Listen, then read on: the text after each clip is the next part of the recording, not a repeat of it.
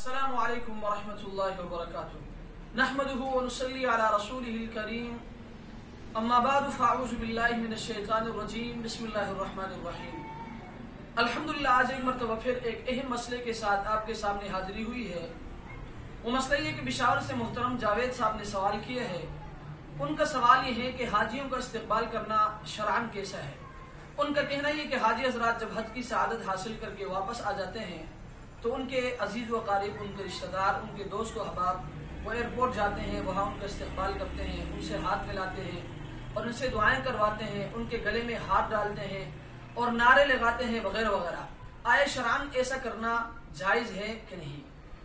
تو مسئلہ یہ کہ سب سے پہلے یہ بات اپنے ذہن میں رکھیں کہ حاجیوں کا استقبال کرنا تو اچھی بات ہے، اور ان سے ملاقات کرنا، ان سے ہاتھ ملانا اور ان سے معانقہ کرنا بھی جائز ہے، اور ان سے دعا کروانے کا بھی حکم ہے، یعنی دعا کرانا چاہیے۔ لیکن یہ نعرے اور پھول وغیرہ یہ حدود سے تجاوز ہے، ان سے احتراز کرنا ضروری ہے۔ کیوں؟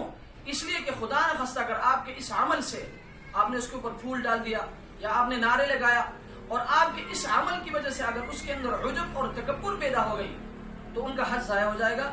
اس لیے اس عمل سے احتراز کرنا ضروری ہے۔ اللہ تبارک و تعالی ہمیں اس مسئلے کو سمجھنے کی توفیق عطا فرمائے۔